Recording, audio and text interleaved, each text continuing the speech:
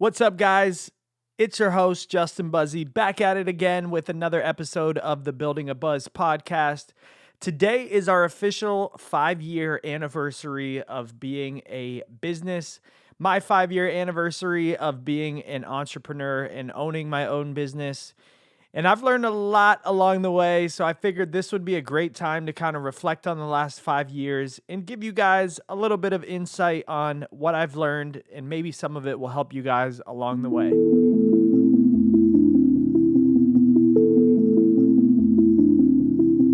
All right, guys, this is a tough one. I'm like, where do I start this conversation? Because I feel like there's been so much stuff along the way through the last 5 years. I mean, when I started out, I had to store the clear kayaks in my small apartment with my brother. I put them like in our living room for a couple weeks until I got a trailer. It's been crazy. Like, we started with just this small idea, and over the last 5 years, we now have 14 different locations. We've got a couple more that are hopefully opening up by the end of the year. And there's been so many things along the way that has been great, some shortfalls, and everything in between. So I think where I want to start out with this is just by letting you know, if you're interested in becoming an entrepreneur or opening your own business or something like that, you've got to be prepared going into it with the right mindset. There's going to be peaks, there's going to be valleys, and you have to know that they're going to happen. You can't shy away from them. You have to take them head on. There's going to be times where it gets tough, but you have to just do the work, get it done, and keep moving forward. That's going to be the best way to get through situations. If you're not ready to go against the valleys, and you're hoping that it's just going to be all peaks when you start your business, that would be great and all, but in a real world, there's gonna be things that are gonna happen, that are gonna come out of left field, that you're not gonna be prepared for. And you just have to know in your mind that these moments are gonna happen. And when you know and kind of prepare for those moments, it makes them so much more manageable. So that's kind of like the first tip. The next one is time management. This is kind of a strange one for me because it's interesting opening your own business, trying to figure out when you should be working on what and how long how many hours you should be putting in on different things. And so you really have to like play around with this and do a little bit of trial and error and see what works for you. Especially now working from home, I'm sure you guys have all kind of figured this one out, that time management can be difficult. And so for me, I work better in the evening and at nighttime. So I try to plan my days around knowing that I'm going to work probably 3 p.m. and later. And sometimes like I'll pull up my computer at midnight and work for like 2 or 3 hours. It really just depends. But you have to know yourself enough to know what's going to work for you and figure out the best time management for your own situation. I like to try to find unique ways that like I can plan out my day, the night before, if I can at least visualize what's going to happen the next day, when I need to get stuff done. Do I need to edit stuff on the website? Do I need to do something for social media? Do I have to go to one of our locations? If you can at least get some sort of schedule kind of in your head or even down on paper, it's going to help a whole lot. So planning out those days. If you're a person that likes to use an app to plan your day out, like a Google Calendar or a physical calendar and write it down, that's fine too. But just know you've got to find what works for you and find some cool little time management tricks that are going to work best for your situation. And that's going to help out a whole lot with just being productive and getting stuff done, and set yourself some little goals along the way, along those time management things. So you know that you're accomplishing things, you know when tasks have gotten done, and you know when you can move on to the next thing. One of the other big things that I've learned along the way, I thought hiring people was going to be more fun maybe than it is, or easier than it is. And I think that's because I just expect a lot out of people. And, I'm super passionate about the company and being an entrepreneur. And I want to hire someone that's just as passionate about the company. But that's almost impossible if you're the owner of the company. It's hard to find someone out there that's going to be as passionate as you are about it. So you have to go into it kind of knowing that. But what you really need to do is look for people that have a desire for more. Look for people that have a really good work ethic and their morals are on point. And if you've got these kind of three key values, I think that you'll have a better time hiring people. I could have made some better hiring decisions along the way. I feel like the team I have right now is really, really good. So I'm thankful for that, but it's taken me years to kind of figure it out and figure out, the right person for the company. And that also means that you have to be really self-aware about what the culture is that you're bringing to your company, what your values are as a company, and trying to find the right person to match those as best as you can. Like I said, you're not going to probably find anyone that's as passionate as you are, but if you can find someone that has these things and match the values of your company as best as they can, it's going to be a huge help. So, don't hire the first person that applies necessarily. Make sure you put your time and effort into kind of feeling out the person and seeing where their head is at. And you'll definitely have more successful time with them as part of your team. And through this, I've definitely had some failures as hires. And this is one of the big things that you have to remember. And it kind of puts a lot of pressure on you, but a fail on the company is a fail on you when you're the owner of the company. When something goes wrong in the company, yeah, maybe someone else did something, but ultimately it comes back to you because maybe you hired that person, or maybe they were trained to do that, or maybe you didn't think that person would do something and they did that something. And ultimately it comes back to you. When someone makes a phone call complaining about whatever it may be, it's your responsibility to take ownership for what the situation was and for you to fix that situation moving forward. So just know going into it, since you're the owner, you do have to take a lot of responsibility for a lot of different things. And this can come with a lot of extra stress. And if you don't know how to manage it, that can be very difficult. Thankfully, I'm super laid back and have kind of learned over the years of being rejected for like music stuff and some business stuff, et cetera, to not take it personal. Like, it's a business. Things are going to go wrong no matter what you're doing in life, no matter where you are. Nothing ever goes perfectly as planned every time, 100% of the time. So you just have to know, kind of going back to my peaks and valleys statement, you have to know that stuff is going to go wrong. You have to take responsibility for it, but don't let it like ruin your life and ruin your day. Give it the time that it needs and then move on from it. You can't be one of these people that just lets it kind of simmer in their head and they're thinking about it day after day after day after day.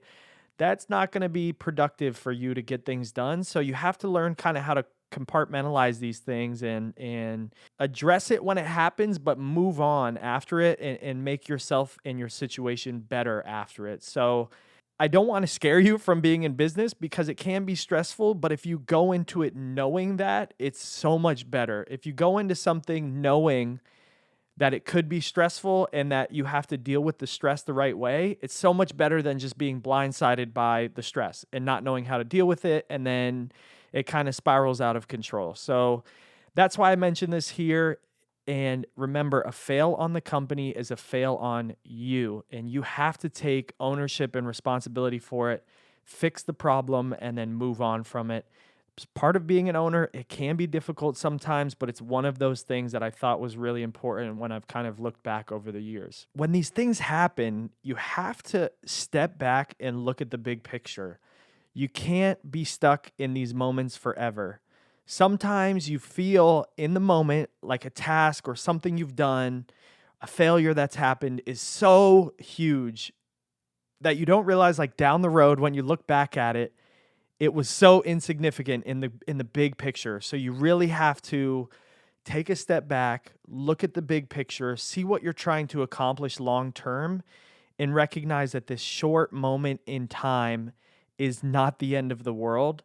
So I always like to just take a step back and realize, look, I'm just doing kayak tours. I'm just trying to show people a great time and give people great memories. That's all I'm trying to do. The big picture, I'm trying to grow the company, I'm trying to franchise, I'm trying to do these different things, but ultimately I'm just trying to give people a fun experience on the water in a clear kayak. Like, it's not that crazy. And so if something goes wrong, months down the road, I might not even remember that that thing went wrong. Like, in the moment, it feels like this huge thing. But if you can learn how to take a step back and remember the big picture, it's going to make these moments so much easier to get by. One of these things that I've realized over time also is that you can't please everyone. Like I just said, our goal is to give everyone a memorable experience that they can take with them for the rest of our life. We want to please every single person that we talk to. We want to make sure every single customer is happy. But in the real world, we've come across so many people over the last 5 years that we've learned simply cannot be pleased no matter what you do. And a lot of that is based on their expectations. So I think what you can take from this is that you have to give people the right expectation going into it. So sometimes, like, maybe I didn't communicate enough what their expectations should be, or maybe I posted a picture of something and they didn't see that something on a tour, and therefore I set their expectation a little bit higher than it should have been. So you've got to realize, like, sometimes you're the person that maybe set their expectations a different way, or sometimes they just have their own crazy expectations and we can't live up to those. And you have to be okay with that you can't please everyone no matter what all the time. With that, you can't let these types of people bring you down. This is a big one because you've got to mentally acknowledge that these situations are happening and be able to move forward knowing that you did your best in the situation. If you didn't give it your best, yeah, maybe you could beat yourself up a little bit for that. But if you gave it your best, knowing you gave it your best, you have to know that you can't please everyone, even though you're always trying to. And I wish I could tell you guys how many times we've had phone calls. People call in and legitimately lie to us about the reason for not making their tour. Most of the time, it's like, oh, we got in a car accident. Oh, we're having car problems. Oh, our flight got delayed. Oh, someone in my family's sick. Those are like our most excused times that people are trying to, get their money back or reschedule to a different tour time. And we have been lied to, I kid you not, at least 50 times, probably more. And all we do is ask people for a simple document of proof showing that they've gotten a car accident or they're having car problems. If they can provide that document of proof, we usually give them a refund or reschedule. But it is crazy how many times once we say, oh, okay, great, as long as you can provide us a document of that happening, we'll go ahead and refund you or reschedule. 9 times out of 10, these people are like, they come up with another excuse because that never happened and we catch them in a lie. And it blows my mind, but you simply cannot please everyone. And you just have to know and acknowledge these situations. The next thing that I think is a big one for me, it might not be as big for you guys, but for me, I feel like I can never fully reach my dreams. Like, whenever I set this huge goal for myself, I get close to the goal and then that goal just happens to get bigger, or that dream just happens to get bigger. I always feel like I'm getting closer and closer, but once I get close to it, I take a step back and I'm like, man, I could do more. I can keep going. And this is a fun one for me because I'm all about the journey more so than the destination. And so I feel like it's really rewarding. You set these goals for yourselves and maybe you feel like they're not obtainable and then you obtain them and then you're like, whoa, I just did that. Now I want to go do this. And this goal is going to be crazy to reach. And then you slowly and surely, if you're doing the right things along the way, you get to that goal and you're like, holy crap, I can't believe I'm at this goal. Now let me dream even bigger. And it just keeps going and keeps going and keeps going. So going into it, it's fun to like set these dreams and goals for yourself and then kind of see where you end up along the way. And if you're anything like me, you might get to your goal and then realize that your goal just keeps growing and growing and growing. So it's kind of this unique thing. Like, I never reach my goal. So it sounds like that could be stressful or like a failure, but I feel like that's one of the biggest things that keeps me going is continually making bigger goals for myself. I think the last big one that I want to touch on in this episode is that time is the most valuable thing that you can give to anyone. And you have to be present with that time. It really helps any situation. Being a tour guide, if you're completely immersed in the experience with the guests, giving them all of your time, effort, and energy, they can really, really tell that you're doing that you're doing everything you can to give them the best experience possible. Same with just a simple phone call to guests. If you're showing them the attention that they need and listening to their phone call and listening to maybe some feedback that they have for you, or following up on feedback that someone has given you, giving people a phone call, something like that, time is the most valuable thing you can give to someone. A lot of time, these people are just they're trying to spend their time with your business, whether you guys sell a product or a service, whatever it is. They're spending their own time researching your product, your service, and spending not only their money with you, but their time with you. And money is something you can always get back. Time is not. So keep in mind that time is the most valuable thing that you can give to someone. If you do this when you're in conversations with your customers, your guests, your friends, your family, it will make all of your communications much more meaningful, much more efficient, so on and so forth. So it's been crazy. The last 5 years have been absolutely insane and such a fun, journey for me to be on, from working full time and starting this as I was working full time to just quitting my full time job and hoping that I was going to get by with giving kayak tours, to then going viral and realizing, okay, now we need to grow the company, and then starting the franchise and bringing friends and family into the franchise, and so on and so forth. It's been like such a cool journey. The amount of revenue that we have made continually blows my mind and makes me really excited for the future. There's been so many cool things that have happened along the way with influencers and marketing and social media and press and all these different things. And I could go on and on about those things. And I have in some of the other episodes, but these were kind of like the core things that I feel like I've learned a whole lot about over the last 5 years of being a business owner and an entrepreneur. I'm really excited to see what the next 5 years has to bring, because I feel like I still have so much more learning and growth to do as a business owner, but also as a person. And so that's what gets me really excited about the continuous pursuit of becoming quote unquote successful and bringing this whole idea to the next level. I love talking with you guys. If you have any input on this type of stuff or questions or anything like that, as always, feel free to hit me up on social medias at J_Buzzi, Buzzi. Thanks for tuning in to this kind of fun episode for me to look back on the last 5 years and write down some of my thoughts and share them with you guys. Thanks for tuning in to the Building a Buzz podcast. Until next time, let's go.